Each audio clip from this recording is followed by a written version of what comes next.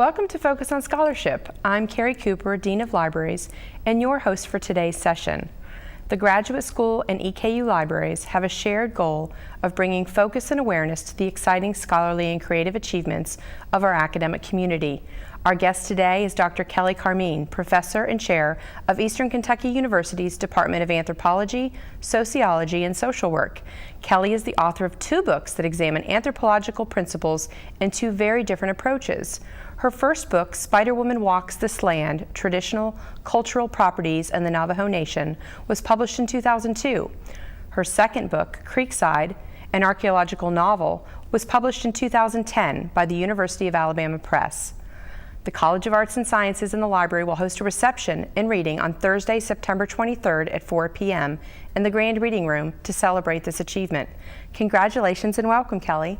Thank you. Creekside, an archaeological novel. Tell us about the novel.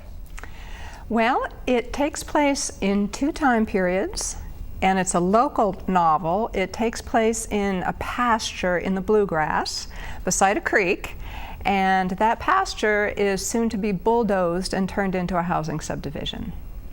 And yet, that same pasture beside the creek was once home to a settler family who crossed over Cumberland Gap, built their log cabin beside that creek, and lived and died in their log cabin beside that creek.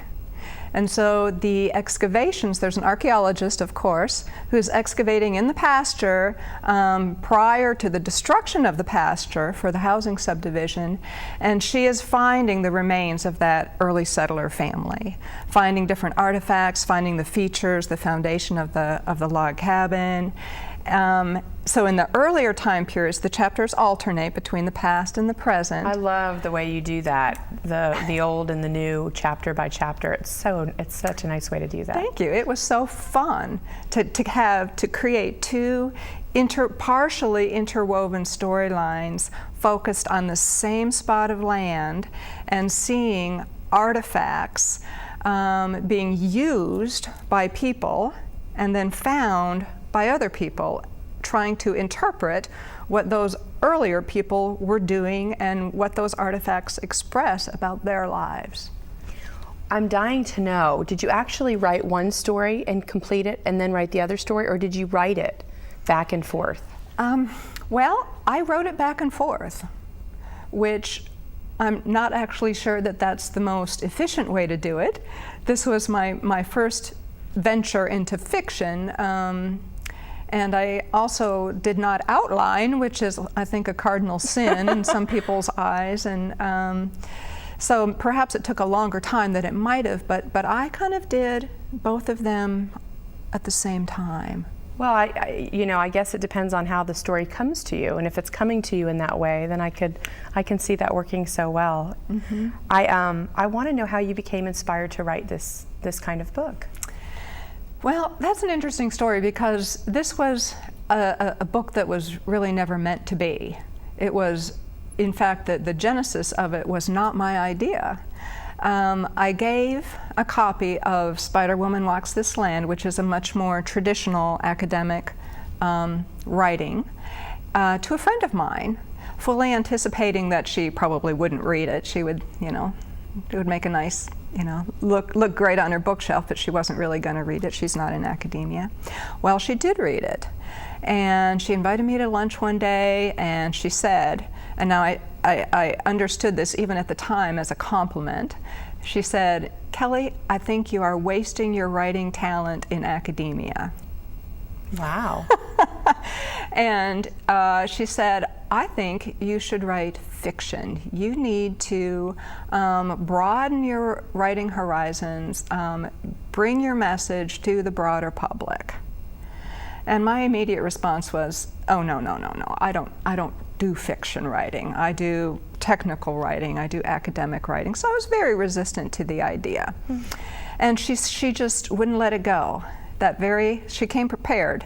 She had a notebook in her hand, in her purse, and after lunch she took it out and kind of sketched it. She said, "Kelli, I know you're not really going to do this, but if you did, what would a plot look like in a novel?" And I said, "Well, of course there's going to have to be an archaeologist." "Okay, archaeologist." And You know, by the time I left, about 4 o'clock that afternoon, we had sketched out the parameters of what became Creekside, and then I just took it and ran with it, and it would just not let me go.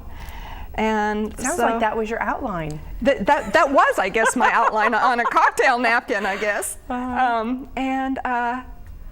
And so even though it's been a hard road ever since that lunch meeting, I owe that friend a great deal of gratitude. Oh, yeah. Because she expanded my horizons in incredible ways that I could not have that I did not foresee at the time. Your first book, a nonfiction piece entitled Spider-Woman Walks This Land, Traditional Cultural Properties in the Navajo Nation, was started while on sabbatical living in northern Arizona on the reservation. How was that experience? That was just a tremendous experience.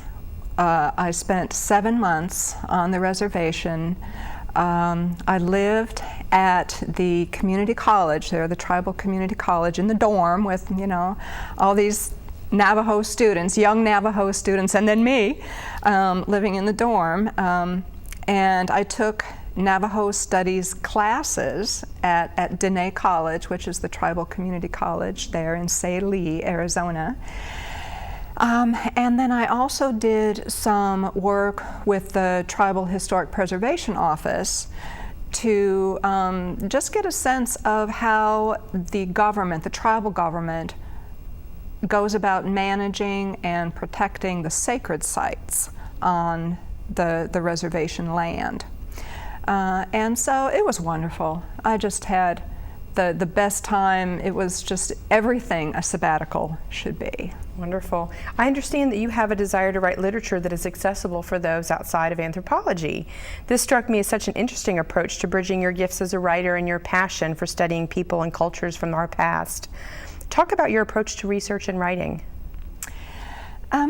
Well, it is certainly one that has evolved tremendously through the years. It started as they all do, I guess, academic careers. You're writing journal articles and book chapters and edited academic volumes, and that's fantastic stuff. There's, you know, that's very important that you know, specialized scholarly research and writing take place. But the trouble is that these archaeological and cultural resources are disappearing faster than anthropologists and archaeologists can study them and write about them. And they're disappearing because the general public doesn't have a very good grasp of A, their existence, and B, their significance. Even if they know they exist, what's the significance? And so as part of a very explicit public outreach goal of the discipline of archaeology, the Society for American Archaeology actually clearly articulates public outreach as a goal. And how does that look? What does that look like in my world? It's books like these. Creekside, Spider-Woman Walks This Land was written for the undergraduate classroom. I use this in the classroom. Other faculty have adopted it for the undergraduate classroom. It's for sale in museum shops around Navajo land. So it's not, I'm pleased that it's not something that's, this is going to sound like I'm trashing the libraries. It's not. No. That just kind of sits on the shelf and a limited number of academics look at it. Sure. Spider-Woman is a much broader audience, and then Creekside is a much broader audience still, and I like that. Yeah. That more people, non-archaeologists, non-academics, are getting access to this kind of thinking. Well, thank you for writing it and for bringing it to our library. I know a lot of people will enjoy it. I appreciate your time today. Thank you. That's it for this edition of Focus on Scholarship. I'd like to thank our guest, Kelli Carmean. You can find copies of Dr. Carmean's books in the main library and the university archives, with other important publications by our faculty and staff authors. Please join us next time as we continue to raise awareness and celebrate the scholarly and creative achievements of Eastern Kentucky University's faculty and staff.